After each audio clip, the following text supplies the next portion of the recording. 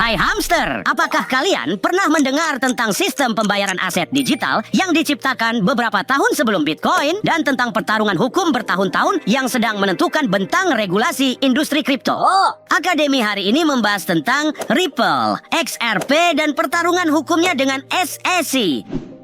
Hari ini kita akan menggali cerita menarik tentang bagaimana salah satu mata uang kripto utama itu muncul dan mengapa pertarungan hukumnya yang sedang berlangsung adalah sesuatu yang harus kamu ketahui. Outcome of one highly publicized court case between the SEC and crypto company Ripple. We can't control that now. The judge, will make the decision when she makes the decision. We see Ripple down a little bit today. It did really rise after this news.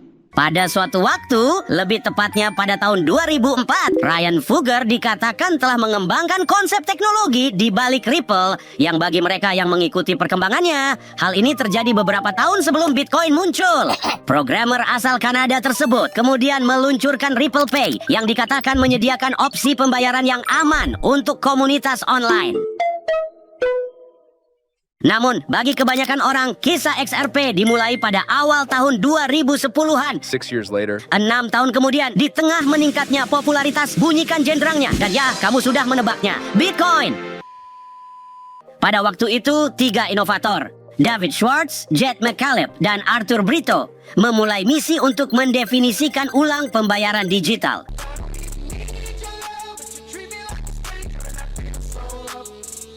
Terinspirasi oleh Bitcoin, mereka menyadari keterbatasan mata uang kripto tersebut dan membayangkan sesuatu yang lebih cepat dan lebih berkelanjutan. Kemudian tahun 2012 tiba dan alih-alih melihat akhir dunia, kita melihat pengembangan infrastruktur blockchain Ripple.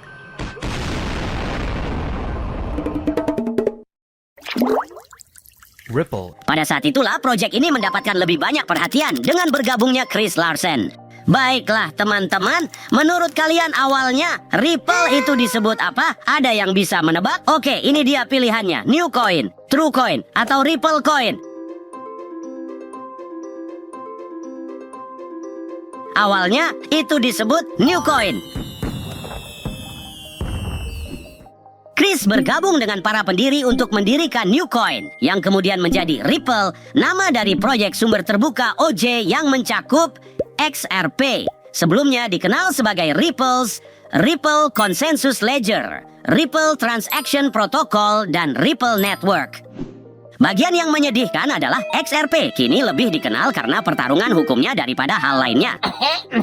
Pada tahun 2020, Lembaga Tunggal, Komisi Sekuritas dan Bursa Amerika Serikat menuduh bahwa pada tahun 2013, Ripple menjual XRP sebagai sekuritas yang tidak terdaftar. Senilai 1,3 miliar dolar sekuritas yang tidak terdaftar. Wow.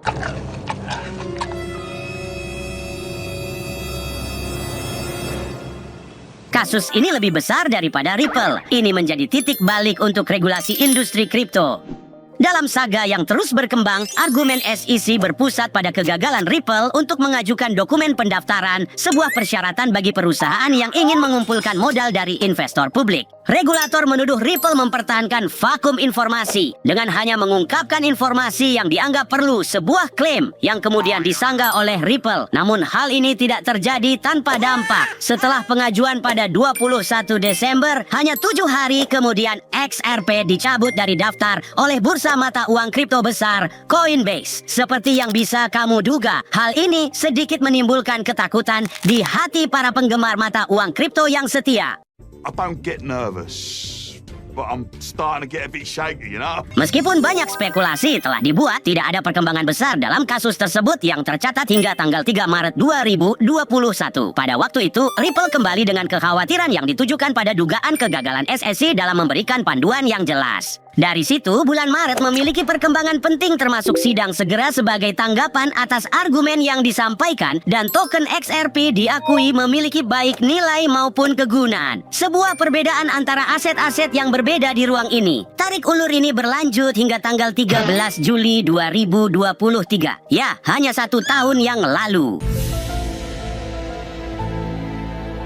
Pada saat ini, pengadilan untuk Distrik Selatan New York memutuskan bahwa XRP dan dengan perluasan semua mata uang kripto tidak memenuhi kualifikasi sebagai sekuritas ketika dijual di bursa kepada publik. Namun, pengadilan menganggap XRP sebagai sekuritas ketika dipasarkan kepada investor institusional, menekankan lanskap regulasi yang kompleks yang harus dihadapi oleh mata uang kripto.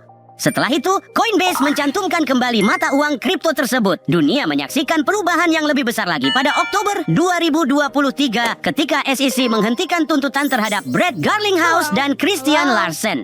Balasan Brett adalah Ripple 3 dan SEC. Nol. Masalahnya adalah ini belum selesai. SEC terus mendorong agar perusahaan tersebut membayar denda sebesar $2 miliar. We've got to have money. Kemudian, Ripple mengirimkan bantahan mereka pada April 2024 yang menyatakan bahwa denda tersebut seharusnya sekitar $10 juta. Jadi, apakah perjalanan ini sudah berakhir? Belum juga. Namun, satu hal yang pasti, hasil dari pertarungan ini akan memiliki dampak luas di seluruh industri. Terima kasih telah menonton. Jangan lupa untuk berlangganan dan ingat, hamster adalah kekuatan. Satu untuk semua dan semua untuk satu. Sampai jumpa.